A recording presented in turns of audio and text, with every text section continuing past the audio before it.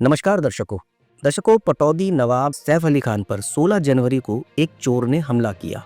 चोरी करने के इरादे से घुसे उस चोर ने पहले सैफ अली खान की हाउस हेल्प से बहस की और फिर एक्टर पर 6 बार चाकू से वार किया, जिसके कारण सैफ अली खान की गर्दन, हाथ और रीढ़ के करीब गंभीर चोट लगी। अब घटना को 24 घंटे से ऊपर का समय हो गया। ऐसे में उनकी तबीयत कैसी है, चलिए आज हम आपको बताते हैं। सैफ अली खान का इलाज लीलावती अस्पताल में चल रहा है। उनकी रीढ़ में से 2.5 इंच का चाकू निकाला गया। उसे पुलिस ने जब्त कर लिया। उधर डॉक्टर के मुताबिक एक्टर की सर्जरी 5 घंटे तक चली। हालांकि देर रात तक उन्हें होश नहीं आया था, मगर वह खतरे से बाहर है। परिवार के लोग भी अस्पताल में मौजूद हैं और वहां का स्टाफ भी उनकी देखरेख में लगा हुआ है। डॉक्टर ने ये भी कहा था कि सैफ जल्द ही रिकवर कर लेंगे और 2 से 3 दिन में उन्हें डिस्चार्ज भी कर दिया जाएगा। सैफ अली खान का इलाज करने वाले डॉक्टर नितिन डांगे ने बताया, सैफ अली खान अब पूरी तरह से ठीक है। हमले में उन्हें 4 गहरे घाव और 2 अन्य मामूली चोटें आई हैं। इनमें से एक चाकू का 2.5 इंच का टुकड़ा उनकी पीठ में घुस गया था। अगर चाकू उनकी पीठ में और अंदर चला जाता तो उन्हें लकवा भी मार सकता था। इसके अलावा जिस शख्स ने हमला किया था उसकी भी फुटेज सीसीटीवी में कैद हुई है और अब पुलिस उसकी तलाश में जुट गई।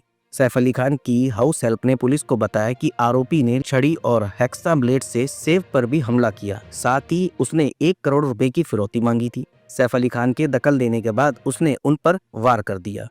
हमलावर की पहचान होने के बाद मुंबई पुलिस ने इस हाई प्रोफाइल केस की गुत्थी सुलझाने और आरोपी को पकड़ने के लिए 20 टीमों को गठित किया है। बताया जा रहा है कि पुलिस मुखबिरों के नेटवर्क के इस्तेमाल से लेकर टेक्निकल सपोर्ट का भी सहारा ले रही है इस अपराधी को पकड़ने के लिए। इसके अलावा सैफ अली खान के घर में संदिग्ध घुसपैठ गुरुवार को करीब सुबह 2 बजे से शुरू होकर करीब आधे घंटे तक चली।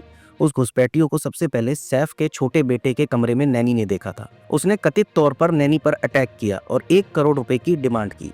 उसके बाद सैफ अली खान और स्टाफ के बाकी सदस्यों पर चाकू से हमला किया। हमलावर को एक कमरे में बंद कर दिया गया, लेकिन वह किसी तरह वहां से भाग निकला। 6ठी मंजिल की फायर एग्जिट सीढ़ी से उसे करीब 2:33 पर बाहर निकलते देखा गया। यह पूरी जानकारी सैफ अली खान के 4 साल के बेटे की देखभाल करने वाली नैनी के बयान पर आधारित एफआईआर का हिस्सा है।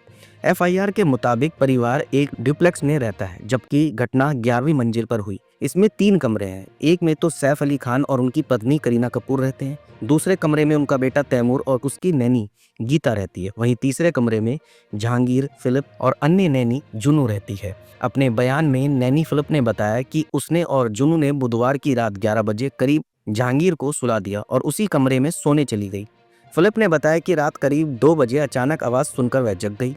उसने देखा कि कमरे का दरवाजा खुला था और बाथरूम की लाइट चल रही थी। उसने ये भी बताया कि पहले उसे लगा कि करीना बच्चे को देखने आई है। फिलिप ने अपने बयान में ये भी कहा कि मुझे कुछ संदिग्ध लगा और फिर मैं उठ गई। इतना ही नहीं, उन्होंने कहा कि मैंने टोपी पहने एक आदमी की परछाई देखी। जब मैंने ये देखने की कोशिश की वहां पर कौन है, तो मैंने पाया कि एक शख्स बाथरूम से निकलकर जहांगीर के बिस्तर की तरफ बढ़ रहा है। उन्होंने बताया, मैं तुरंत उठकर उसके बिस्तर की ओर चली गई। मुझे देखकर उस आदमी ने मुझे चुप रहने का इशारा किया और कहा कि कोई आवाज नहीं। तब तक जुनू भी जाग गई। उस आदमी ने फिर धमकी दी कि कोई आवाज नहीं और कोई बाहर भी नहीं जाएगा। एफआईआर के मुताबिक जुनू ने शोर मचा और भागकर बाहर आ गई। इसके बाद सैफ अली खान और करीना अपने बेटे के कमरे में आए। फिलिप ने कहा, जब सैफ सर आए तो आरोपी ने उन पर हेक्सा ब्लेड से हमला किया और फिर गीता पर भी हमला किया, जो बीच बचाव करने आई थी। एफआईआर के अनुसार सैफ अली खान और गीता ने किसी तरह हमलावर को काबू में किया और सभी कमरे से बाहर भाग गए और आरोपी को अंदर छोड़कर कमरे को बाहर से बंद कर दिया।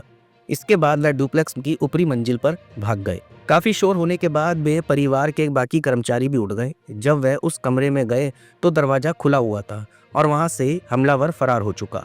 हमलावर के बारे में बताते हुए फिलिप ने कहा कि उसकी उम्र 30-35 साल के बीच थी।